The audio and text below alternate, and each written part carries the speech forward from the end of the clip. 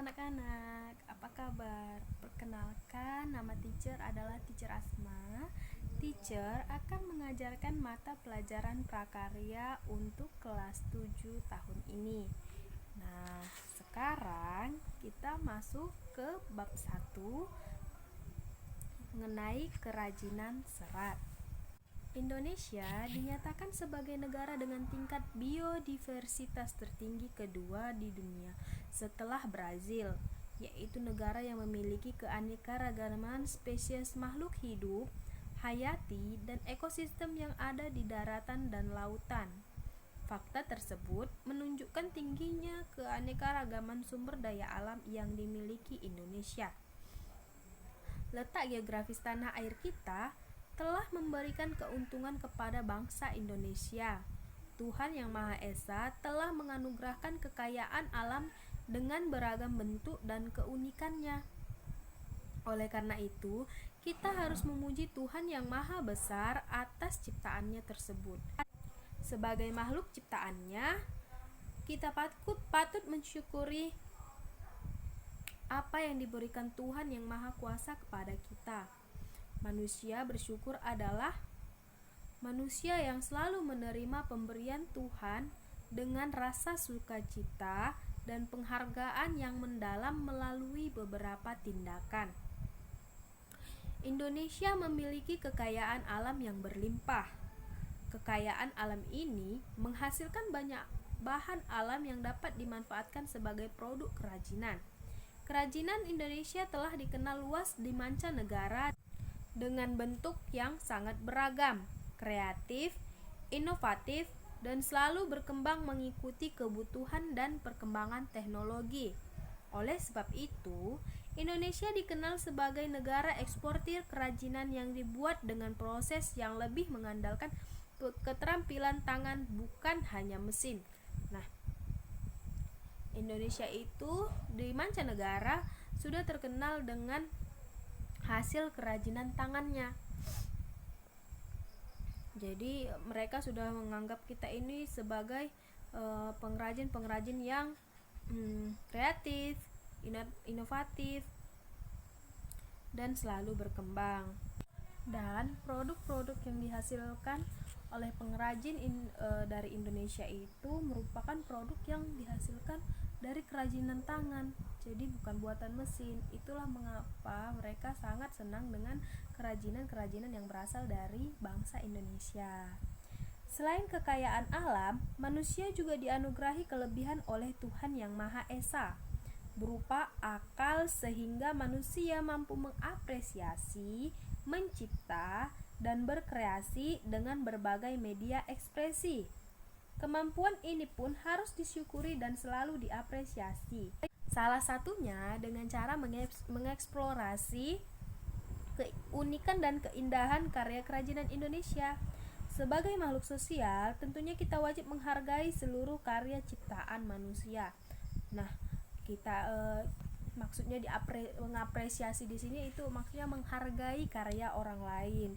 Jadi kita di sini tidak hanya sekedar menikmati karya seni dan menggunakannya, kita juga harus mengapresiasi para pencipta atau pengrajin karya seni itu.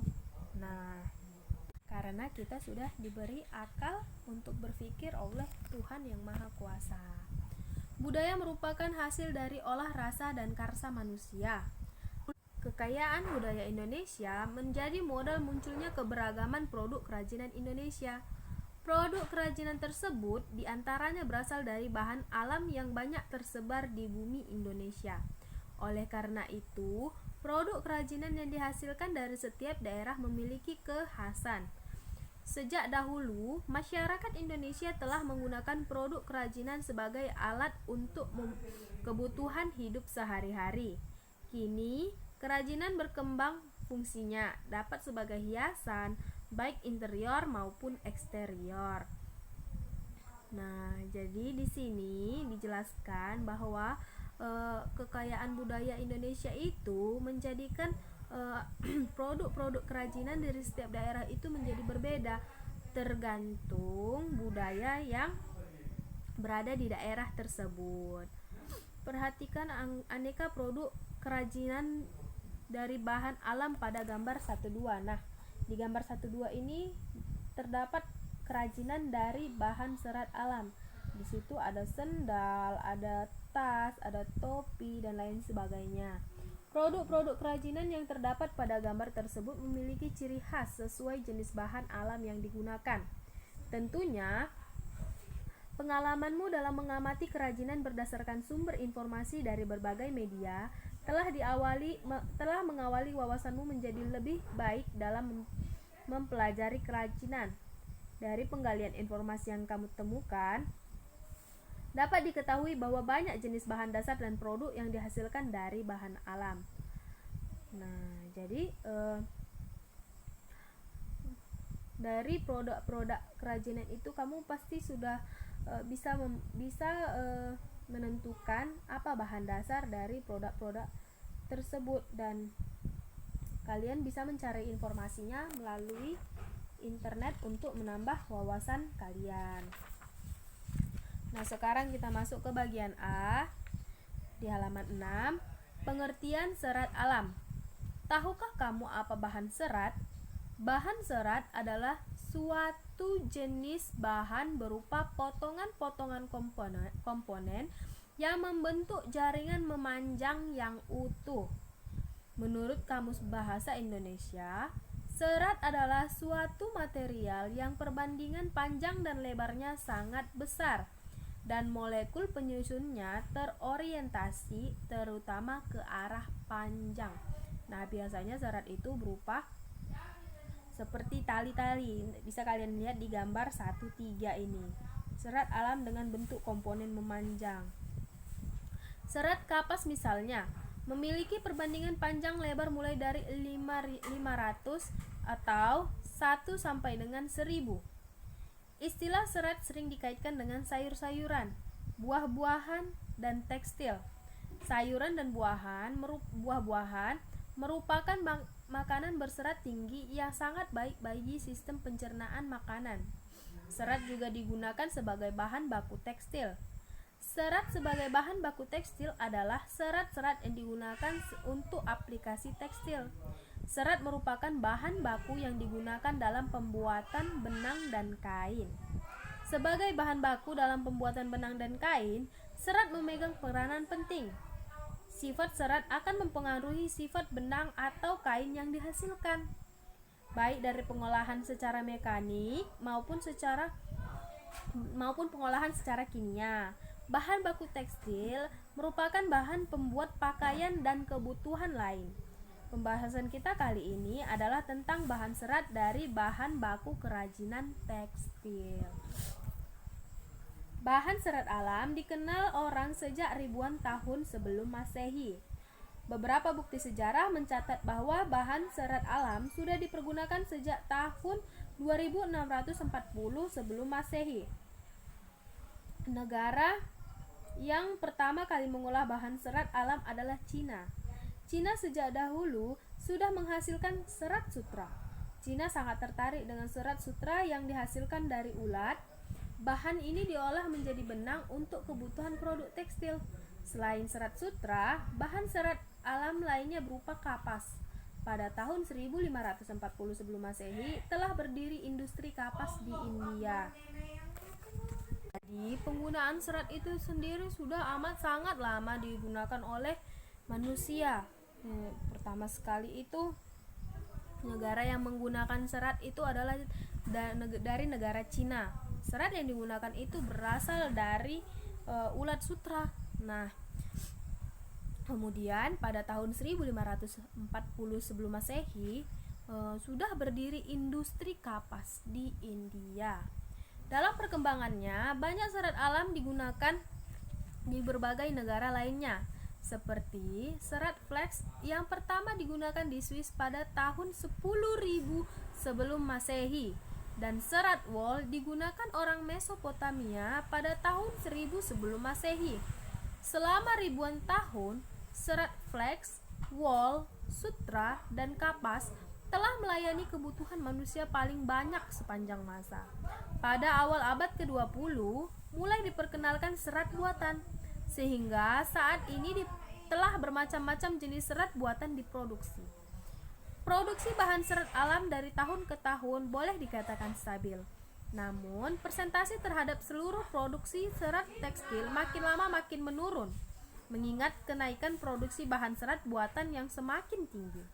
Hal ini disebabkan ketersediaan bahan serat alam sangat terbatas. Untuk memproduksi bahan serat alam juga dibutuhkan iklim yang mendukung. Jadi, sebenarnya penggunaan serat alam itu dia tetap stabil, hanya saja penggunaan serat buatan itu semakin meningkat karena mungkin produksi serat alami itu terbatas jumlahnya. Jadi yang lebih meningkat itu presentasi produksi seratnya yang serat buatan seperti itu.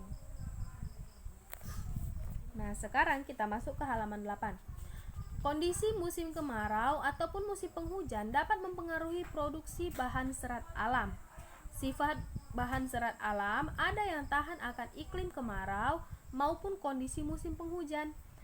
Meskipun bahan serat alam pada umumnya memiliki karakteristik yang sehat, tetapi dari sisi jumlah, sifat, bentuk, dan ukurannya tentu mengalami hambatan. Jika bahan serat alam ini diproduksi secara terus-menerus, akan mempengaruhi harga pasar. Semakin langka ketersediaan bahan serat alam, maka semakin mahal juga ongkos produksinya. Hal ini akan meningkatkan harga jual produk di pasar. Jadi di sini juga dijelaskan jika bahan serat alam ini diproduksi secara terus-menerus akan mempengaruhi harga pasarnya. Mengapa? Karena semakin sering dia diproduksi, maka akan semakin langka ketersediaan bahan serat alam ini. Maka ongkos untuk produksinya juga akan semakin mahal. Nah, kalau sudah ongkosnya sudah semakin mahal, otomatis harga jualnya juga akan semakin mahal. Nah, sekarang kita masuk ke bagian B. Jenis dan karakteristik bahan serat. Bahan serat alam berasal dari alam. Limbah serat alam mudah diurai dalam tanah. Bahan serat alam yang dimaksud adalah bahan organik yang tidak diolah kembali melalui proses dan penambahan bahan kimiawi sehingga keasliannya tetap terjaga dan diutamakan. Jadi bahan serat alam ini dia itu benar-benar pure dari alam tanpa ada campuran bahan kimia di dalamnya. Oleh karena itu limbahnya itu mudah untuk diuraikan di dalam tanah, karena juga bahannya alami, otomatis di dalam tanah juga dia cepat terurai. Bahan serat alam dapat digolongkan menjadi 3 jenis, yaitu yang berasal dari tumbuhan, hewan, dan mineral. Dalam hal ini kita akan mempelajari dan fokus pada bahan dari tumbuhan dan hewan saja. Nanti ya berarti kita akan membahas serat dari tumbuhan dan serat dari hewan saja. Nah, yang pertama itu serat dari tumbuhan. Serat yang berasal dari tumbuhan dapat dilihat berdasarkan bagian-bagian tumbuhan. Tidak semua tumbuhan memiliki kandungan yang dapat diolah menjadi serat alam. Hal ini disebabkan serat yang diinginkan sebagai bahan baku produk tekstil memiliki persyaratan. Nah, bahan baku untuk produk tekstil juga memiliki persyaratan. Apa saja persyaratannya? Di antaranya adalah kuat, tahan lama, bentuknya tetap atau tidak mudah susut atau mengembang, permukaannya yang halus ataupun bertekstur sesuai dengan persyaratan produk. Adapun serat yang berasal dari tumbuhan dapat diklasifikasi menjadi empat seperti yang pertama itu A. Serat dari biji.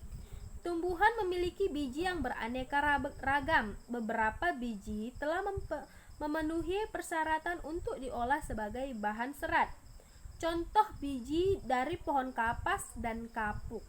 Meskipun begitu, saat ini kapas dan kapuk sudah jarang dipergunakan untuk bahan baku produk tekstil.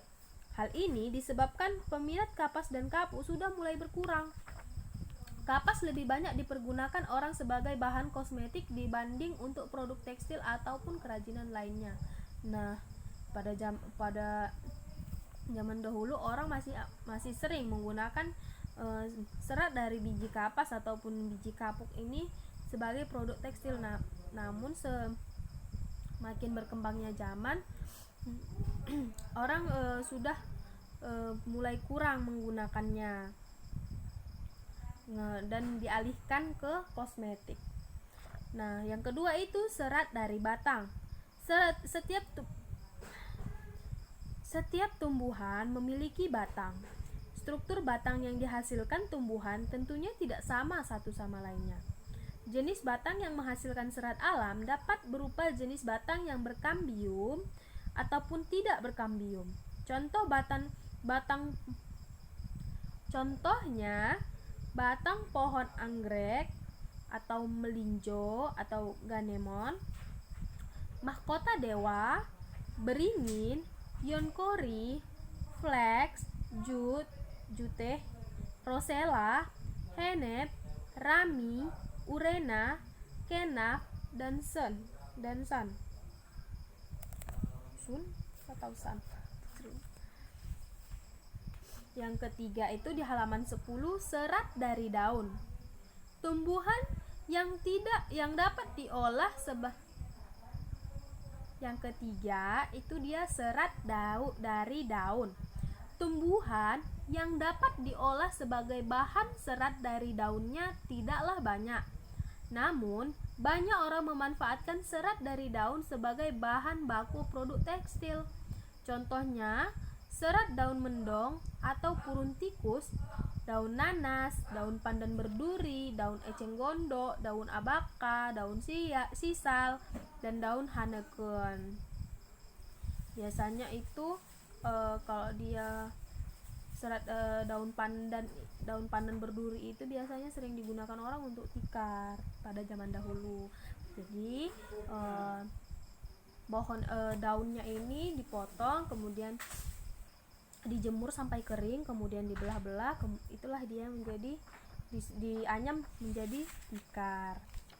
Udah, yang D, serat berasal dari buah. Tumbuhan yang memiliki buah sangat banyak dan beragam. Namun, yang menghasilkan buah yang dapat diolah menjadi bahan serat alam tidaklah banyak. Buah yang sudah dimanfaatkan sebagai bahan serat adalah kelapa.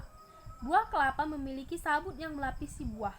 Sabut tersebut telah banyak digunakan sebagai bahan serat. Sabut kelapa memiliki banyak manfaat. Semua jenis sabut, mulai dari sabut yang memiliki serat panjang, serat pendek, hingga debu sabut dapat dimanfaatkan semuanya. Namun yang dipergunakan sebagai serat hanyalah yang memiliki potongan-potongan panjang. Selanjutnya, serat ini diolah kembali menjadi bahan baku. Sekarang kita masuk ke halaman 11, yaitu serat dari hewan. Serat yang berasal dari hewan banyak disukai oleh negara-negara Eropa. Serat tersebut memiliki tekstur yang lembut dan halus. Sifat serat hewan menghangatkan, sehingga orang-orang yang tinggal di daerah musim dingin sangat memanfaatkan serat ini. Bagian hewan yang dimanfaatkan seratnya adalah bulu. Bulu hewan yang paling banyak diolah sebagai bahan baku serat produk tekstil diantaranya stapel dan filamen. Di bawah ini dijelaskan penggolongannya. Yang pertama itu serat dari stapel. Stapel merupakan serat yang berbentuk rambut hewan yang disebut dengan wool.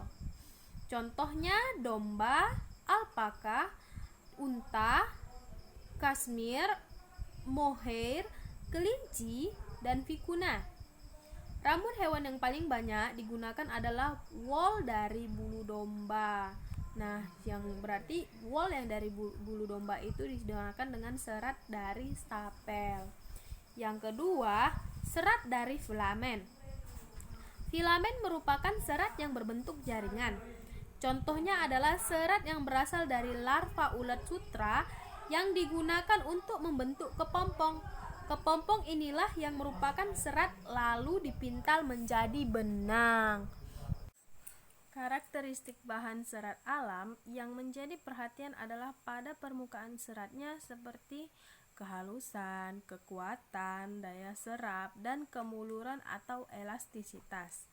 Bahan tekstil dari selulosa atau kapas memiliki beberapa karakteristik seperti bahan terasa dingin dan sedikit kaku, mudah kusut, mudah menyerap keringat, rentan terhadap jamur, dan mudah terbakar. Sementara serat sutra memiliki ciri-ciri berkilau, sangat bagus dan lembut, tidak mudah kusut, sangat halus, kekuatannya tinggi, tahan terhadap sinar matahari, daya serap cukup tinggi, tidak mudah berjamur, mudah terbakar, berbau seperti rambut terbakar, bekas pembakaran berbentuk abu hitam, bulat, serta mudah dihancurkan. Serat wol mempunyai ciri-ciri agak kuat, tidak berkilau, keriting, kekenyalan tinggi, elastisitas tinggi, dan merupakan penahan panas yang baik, tahan terhadap jamur dan bakteri. Berdasarkan karakteristik tersebut, kita dapat melakukan perawatan pada bahan serat alam lebih maksimal. Hal ini dilakukan agar kualitas bahan serat tetap terjaga dan tahan lama. Nah, setiap baik serat tumbuhan ataupun serat hewan mempunyai kelebihan dan kekurangannya masing-masing. Seperti serat dari selulosa atau kapas, dia itu rentan terhadap jamur, mudah terbakar, sedikit kaku, mudah kusut, namun dia mudah menyerap keringat, bahannya terasa dingin. Namun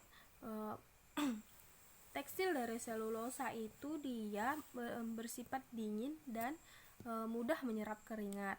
Sementara kalau dia itu serat sutra, dia itu mempunyai ciri-ciri yang kelebihannya itu dia sangat berkilau, sangat lembut, tidak mudah kusut, halus, kekuatannya tinggi, tahan terhadap sinar matahari, daya serapnya juga cukup tinggi, tidak mudah berjamur, namun dia mudah terbakar dan jika terbakar dia akan berbau seperti rambut terbakar.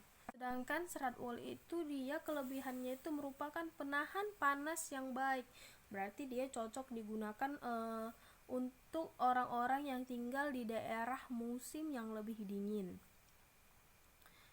Namun dia itu tidak berkilau, keriting, dan tidak begitu kuat. Nah, seperti itu. Jadi berdasarkan karakteristik bahannya, jadi kita bisa tahu bagaimana cara perawatannya. Nah, untuk tugas yang akan dikerjakan, coba lihat buku kalian halaman 5. Itu di situ ada tugas 2, mengidentifikasi bahan serat. Yang pertama itu amati beragam jenis bahan serat alam yang ada di lingkungan sekitar. Nomor 2, karakteristik apa saja yang dapat kamu temukan. Yang ketiga, pindahkanlah LK1 pada lembar tersendiri. Yang keempat, jika menemui hal lain, tambahkanlah pada kolom baru. Yang kelima, ungkapkan perasaan yang timbul terhadap karunia Tuhan berdasarkan bahan serat alam yang tersebar di Indonesia. Jadi di sini kita diminta untuk mengidentifikasi bahan serat. Yang pertama kali kita lakukan adalah mengamati beragam jenis bahan serat alam yang ada di lingkungan sekitar kita. Ya, mungkin jika kalian sulit untuk mendapatkannya, kalian bisa mencarinya di internet atau mungkin dari buku ini juga boleh. Yang kedua, karakteristik apa saja yang dapat kamu jelaskan. Nah, jadi di sini kalian diminta untuk menjelaskan bagaimana karakter dari bahan serat alam tersebut. Yang ketiga, pindahkanlah LK1 pada lembar tersendiri. Jadi kalian diminta untuk untuk mengerjakannya sesuai dengan LK1 atau lembar kerja 1. Nah, di sini kalian kerjakan saja di buku latihan, tetapi seperti pada tabel yang ada di LK1 ini. Yang keempat, jika menemui hal lain, tambahkanlah pada kolom baru. Jadi, jika kalian menemukan hal-hal baru mengenai serat alam ini, kalian boleh menambahkan kolom baru di sebelah kanan dari kolom-kolom yang sudah ada pada tabel ini. Nomor 5, ungkapkan perasaan yang timbul terhadap karunia Tuhan berdasarkan bahan serat alam yang tersebar di Indonesia. Nah, jadi kalian diminta untuk mengungkapkan perasaan kalian yang timbul terhadap karunia Tuhan yang berupa serat alam ini dan tersebar di seluruh Indonesia. Seperti itu. Teacher akan menyebutkan salah satu contoh serat dari bahan alam. Nah, di sini yang teacher sebutkan itu jenis bahan serat alamnya ini merupakan serat hewan, yaitu serat dari filamen atau serat sutra. Ciri-cirinya itu berkilau, sangat bagus dan lembut, tidak mudah kusut, sangat halus, kekuatannya tinggi, tahan terhadap sinar matahari, daya serapnya juga tinggi, tidak berjamur, namun gampang terbakar. Terus bentuknya itu serat yang berbentuk jaringan karena dia merupakan serat filamen. Warnanya itu biasanya serat warna aslinya itu berwarna putih. Teksturnya itu sangat halus. Terus teknik pengolahannya itu bisa dilakukan dengan teknik yang paling dasar, yaitu dengan proses pemintalan, kemudian penggulungan benang, lalu pewarnaan, dan kemudian ditenun menjadi kain. Nah, untuk PR-nya bisa kalian lihat di halaman 12. Di situ ada tugas 4. Mengobservasi bahan serat. Yang pertama, temukan bahan serat yang terdapat di lingkungan sekitar. Deskripsikan manfaat bahan serat tumbuhan dan bahan serat hewan bagi kehidupan manusia. Yang ketiga, presentasikan hasilnya di muka kelas. Nah, kalian diminta untuk mengobservasi bahan serat yang ada di lingkungan sekitarmu. Jika masih kurang, kalian boleh menambahkannya dengan mencarinya dari internet. Oke ya, demikianlah tugas ini dan penjelasan teacher. Jika ada yang ingin bertanya, boleh dijapri teacher ya. Terima kasih.